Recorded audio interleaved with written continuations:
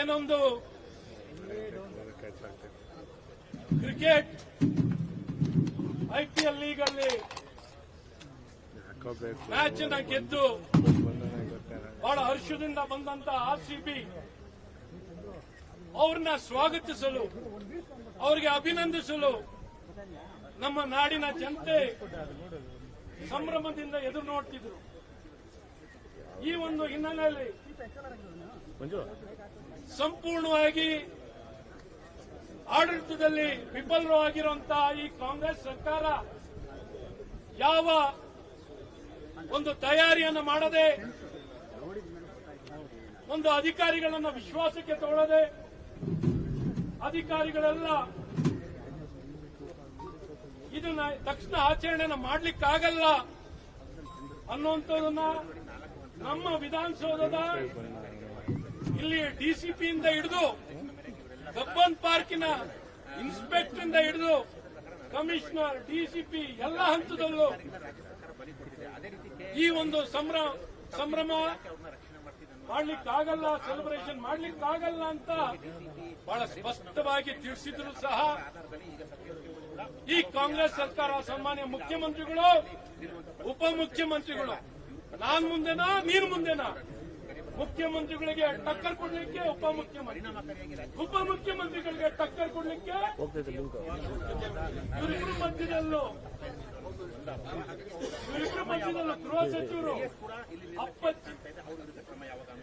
ಗೃಹ ಸಚಿವರು ಎಲ್ಲಿಂದ ಹುಡುಕ್ಬೇಕು?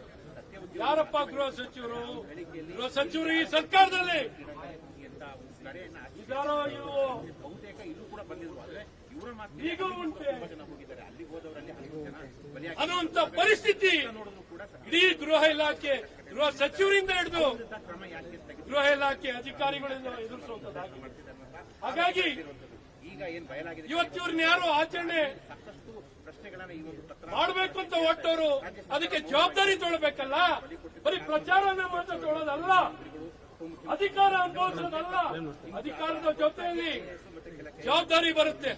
ಈ ಜವಾಬ್ದಾರಿ ಬೇಕಿಲ್ಲ ನಮಗೆ. ಅದ್ರ ಬಗ್ಗೆ ಗಮನ ವಹಿಸುವಂತದಿಲ್ಲ, ತಯಾರಿ ಮಾಡುವಂತದಿಲ್ಲ. ಯಾರೋ ಮಾಡ್ತಾರೆ, ಏನೋ ಮಾಡ್ತಾರೆ.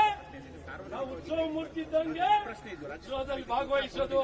ಯಾರೋ ಹೊತ್ಕೊಂಡು ಹೋಗ್ತಾರೆ, ಯಾರೋ ತಬಲಾ ಬಾರಿಸ್ತಾರೆ, ಯಾರೋ ಹೂ ಹಾಕ್ತಾರೆ, ಏನ್ ಬೇಕಾದ್ರೆ ಮಾಡ್ತಾರೆ. ನಾವು ಆರಾಮದಲ್ಲಿ ಸಂತೋಷದಲ್ಲಿ ಕೂತ್ಕೊಂಡು ಓಡಾಡೋಣ ಅಂತ ಬಂದಂತವ್ರೆ ಈ ಮುಖ್ಯಮಂತ್ರಿ, ಉಪಮುಖ್ಯಮಂತ್ರಿ ಪೈಪೋಟಿಯಲ್ಲಿ ಒಬ್ರು ಏರ್ಪೋರ್ಟಿಗೆ ಓಡೋಗ್ತಾರೆ.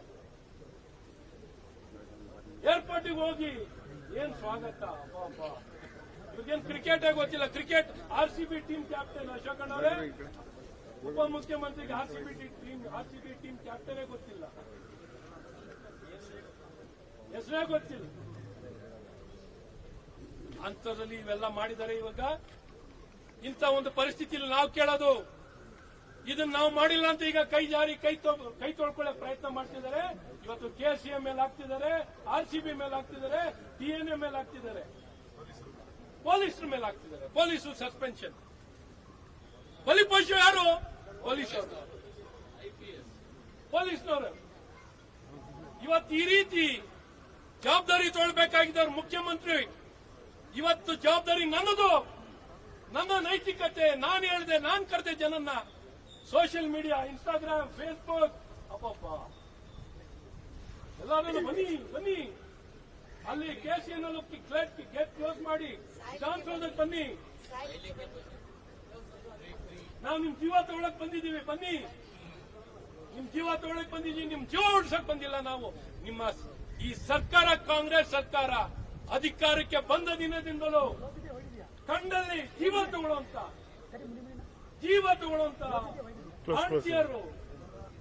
ಬಾಂಟಿಯರು, ಇನ್ನಿಬ್ರು ಮತ್ತೊಬ್ರು ಏನ್ ಕಂಡಂತ ಅಮಾಯಕ ವ್ಯಕ್ತಿಗಳು, ಹಿಂದೂ ಕಾರ್ಯಕರ್ತರು, ಬಿಜೆಪಿ ಕಾರ್ಯಕರ್ತರು, ಸರ್ಕಾರಿ ನೌಕರರು ನ್ಯಾಯ ಬೇಕು ಅಂದ್ರೆ ಏನ್ ಹೇಳಿದ್ರು ಯಾರು ಕೇಳೋರಿಲ್ಲ. ನಾವು ನೇಣು ಹಾಕೋಬೇಕು. ನೇಣು ಹಾಕೊಂಡಾಗ ಮಾತ್ರ ನಮ್ಮ ಸಾವಿಗೆ ಬೆಲೆ ಸಿಗ್ಬೋದು ಅಂತ ಜನ ನೇಣು ಹಾಕೊಂಡು ಇತಿಹಾಸದಲ್ಲಿ ಗುತ್ತಿಗೆದಾರರು, ರೈತರು ಅವರು ಸಾವು ಬರೀ ಕಾಂಪೆನ್ಸೇಷನ್ಗೆ ಮಾಡ್ತಿದ್ದಾರೆ ಅಂತ ಹೇಳುವಂತ ಯಾವ ಸೂಕ್ಷ್ಮತೆ ಇಲ್ಲಂತ ಸಚಿವರು ಈ ರೀತಿ ಇರುವಂತ ಈ ಮಹಾನ್ ಕಾಂಗ್ರೆಸ್ ಸರ್ಕಾರ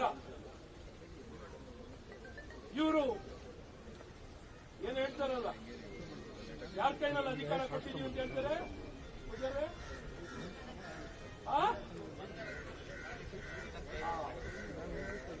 ಲಾಸ್ಟ್ ಆಗಿ ಹೇಳ್ತೀವಿ.